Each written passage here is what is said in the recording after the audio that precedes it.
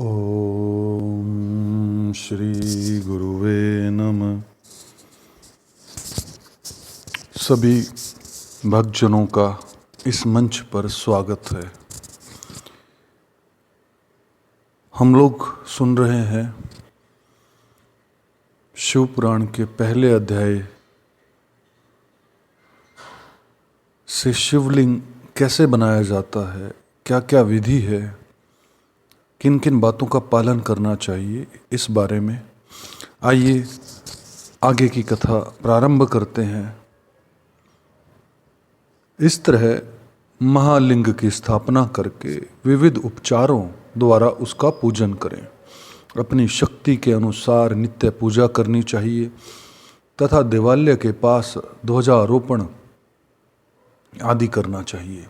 शिवलिंग साक्षात शिव का पद प्रदान करने वाला है अथवा चरलिंग में षोडशोपचारों द्वारा यथोवित रीति से क्रम से पूजन करें। यह पूजन भी शिव पद प्रदान करने वाला है। आह्वान, आसन, अधर्य, पाद, पादाढ़, पादांग, आचमन, अभंगपूर्वक स्नान, जरूर यज्ञोपवीत, गंध, पुष्प, धूप, दीप, नैवेद्य, तांबूल, समर्पण, निराजन, नमस्कार और विसर्जन, ये 16 उपचार हैं। अथवा अधर्य से लेकर नैवेद्य तक विधिवत पूजन करें।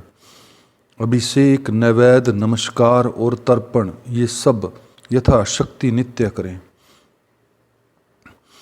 इस तरह किया हुआ शिव का पूजन शिव पद की प्राप्ति कराने वाला होता है।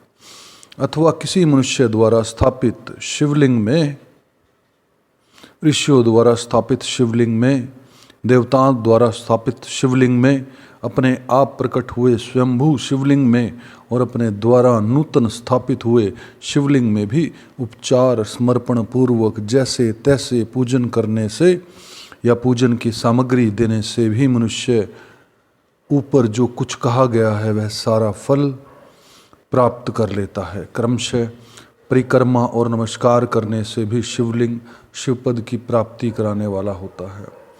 यदि नियम पूर्वक शिवलिंग का दर्शन मात्र कर लिया जाए तो वह भी कल्याणप्रद होता है।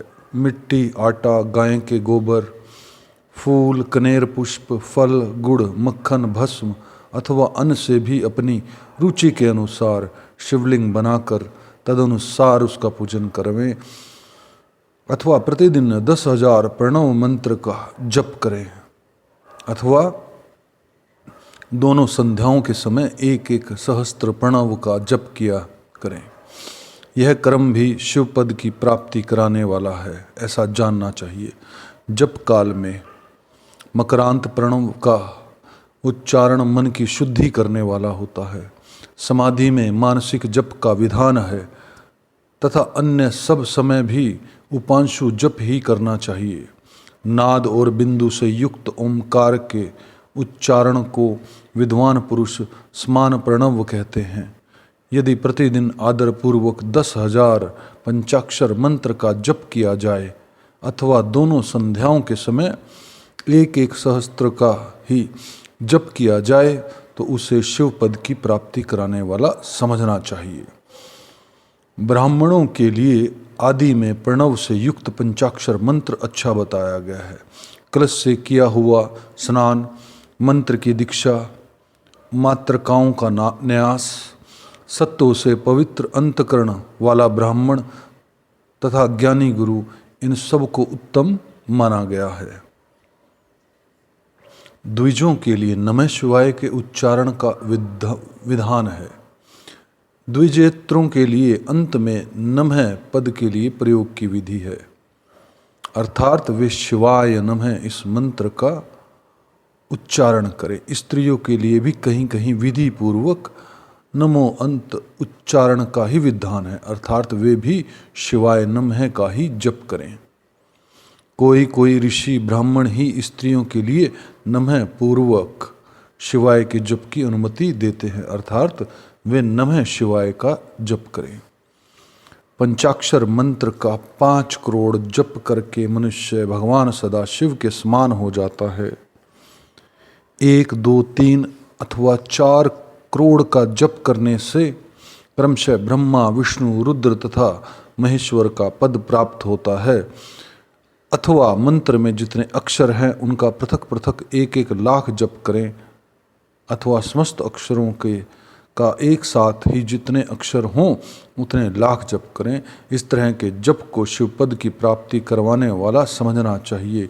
यदि 1000 दिनों में प्रतिदिन 1 सहस्त्र जप के क्रम से पंचाक्षर मंत्र का 10 लाख जप पूरा कर लिया जाए और प्रतिदिन ब्राह्मण भोजन कराया जाए तो उस मंत्र से अभिष्ट कार्य की सिद्धि होने लगती है।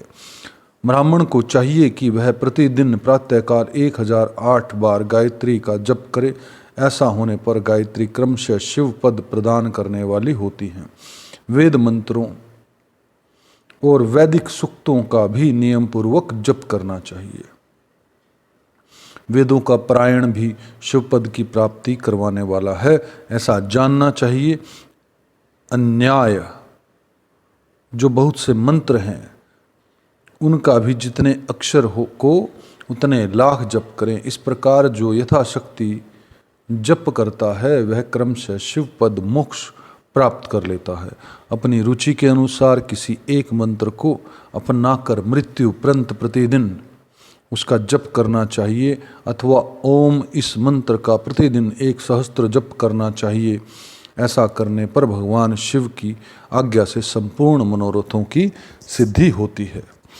जो मनुष्य भगवान शिव के लिए फूलवाड़ी या बगीचे आदि लगाता है तथा शिव के सेवा कार्य के लिए मंदिर में झाड़ने, बुहारने आदि की व्यवस्था करता है, वह पुण्य कर्म को करके शिव पद प्राप्त कर लेता है। भगवान शिव जो काशी आदि क्षेत्र है उनमें भक्ति पूर्वक नित्य निवास करें। वह जड़ चेतन सभी को भोग और मोक्ष देने वाला है। अतः विद्वान पुरुष को भगवान शिव के क्षेत्र में आमरण निवास करना चाहिए। पुण्य क्षेत्र में स्थित बावड़ी, कुआं और पोखरे आदि को शिव गंगा समझना चाहिए। भगवान शिव का ऐसा ही वचन है, वहाँ स्नान, दान और जप करके मनुष्य भगवान शिव को प्राप्त कर लेता है। अतः मृत्यु पर्यंत शिव के क्षेत्र का आश्रय लेकर रहना चाहिए।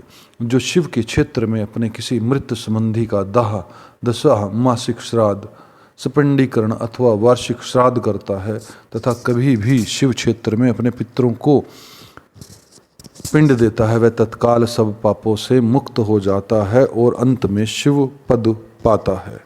अथवा शिव के क्षेत्र में 7, 5, 3 या 1 ही रात निवास कर ले। ऐसा करने से शिव पद की प्राप्ति होती है। लोक में अपने अपने वर्ण के अनुरूप सदाचार का पालन करने से भी मनुष्य शिव पद को प्राप्त कर लेता है। वर्णानुकूल आचरण से तथा भक्ति भाव से वह अपने सत्कर्म का अतिशय फल पाता है और कामना पूर्वक किए हुए अपने कर्म के अभिष्ट फल को शीघ्र ही पा लेता है। निष्काम भाव से किया हुआ सारा कर्म साक्षात शिव पद की प्राप्ति करने वाला होता है। भक्तजनों, भगवान शिव के प्रिय आप सभी हैं, ऐसा मेरा मानना है। आपके प्रेम के लिए अनुग्रहित हूँ।